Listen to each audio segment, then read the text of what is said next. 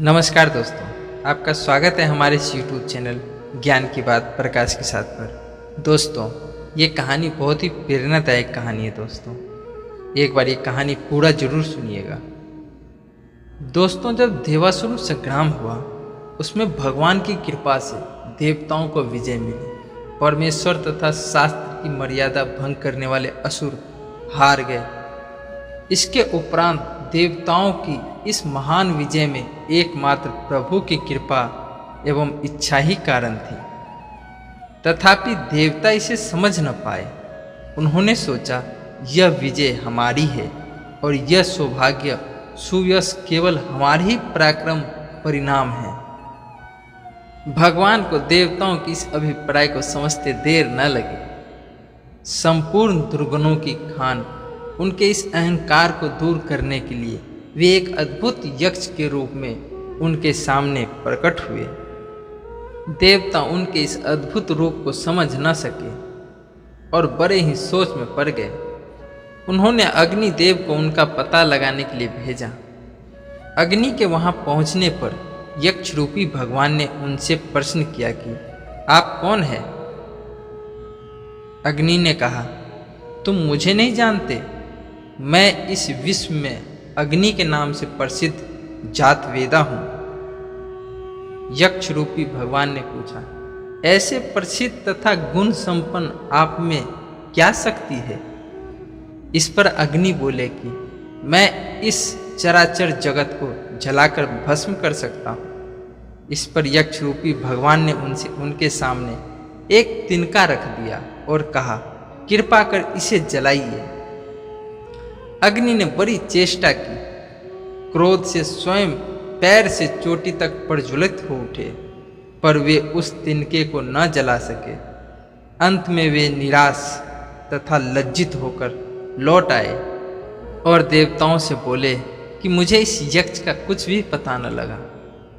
इसके बाद सबकी सम्मति से वायुदेव उस यक्ष के पास गए और भगवान उनसे भी वैसा ही पूछा कि आप कौन हैं? दोस्तों, इससे पहले कहना चाहेंगे कि अगर आपने चैनल को सब्सक्राइब नहीं कर रखा तो चैनल को सब्सक्राइब कर ले और एक कमेंट में जय श्री राम जरूर रख दें। तो दोस्तों, आगे की कथा जारी रखते हैं। भगवान उनसे भी वैसा ही पूछा कि आप कौन हैं तथा आप में क्या शक्ति है?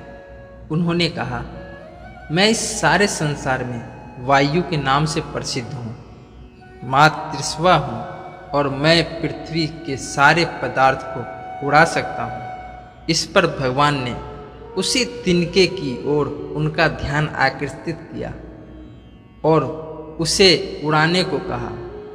वायु देवता अपनी सारी शक्ति लगा दी, पर वे उसे टस से मस न कर सके और अंत में लज्जित होकर देवताओं के पास लौट आए।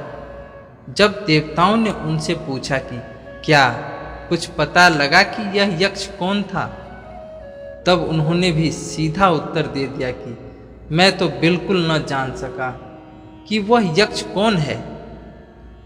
अब अंत में देवताओं ने इंद्र से कहा कि मागवन, आप ही पता लगाएं कि यह यक्ष कौन है।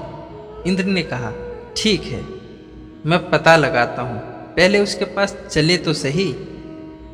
पर वह यक्ष उनके वहां पहुंचने के पूर्व ही अंतर ध्यान हो गए। अंत में इंद्र की दृष्ट भक्ति एवं जिज्ञासा देखकर साक्षात उमा मूर्ति मती ब्रह्म विद्या भगवती पार्वती वहां आकाश में प्रकट हुए। इंद्र ने उनसे पूछा कि माँ, यह यक्ष कौन था? भगवती उमा ने कहा कि वे यक्ष प्रसिद्ध ब्रह्म परमेश्वर थे। उनकी ही कृपा एवं लीला शक्तियों से असुर पराजित हुए। आप लोग तो केवल निमित्त मात्र रहे। आप लोग जो इसे अपनी विजय तथा शक्ति मान रहे हैं, वह आपका व्याय मोह मिथ्या अहंकार मात्र है। इसी मोहमय विनाशकारी भ्रांति को दूर करने के लिए परमेश्वर ने आपके सामने यक्ष रूप में प्रकट होकर तथा कतूहल प्रदर्शन कर आप लोगों के गर्व को भंग किया है। अब आप लोग अच्छी तरह समझ ले कि इस विश्व में जो बड़े बड़े पराक्रमियों का पराक्रम, बलवानों का बल, विद्वानों की विद्या, तपस्वियों का तप, तेजस्वियों का तेज एवं ओजस्वियों का ओज है, वह सब उसी परम लीला में, प्रभु की लीला में विविध शक्तियों का अल्प अंश मात्र है। और आप इस विश्व के संपूर्ण हलचलों के केंद्र एकमात्र हैं। सच्चिदानंद ब्रह्म परमेश्वर हैं।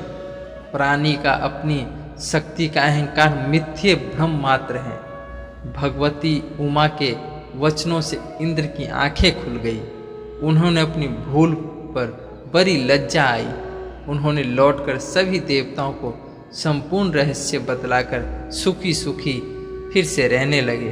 दोस्तों, ये छोटी सी कहानी आपको कैसी लगी हमें कमेंट बॉक्स में ज़रूर बताएं। और अगर आपने अभी तक चैनल को सब्सक्राइब नहीं कर रखा तो सब्सक्राइब कर ले। फिर मिलते हैं अगली कहानी में, तब तक के लिए जय श्री राम, राधे राधे दोस्तों।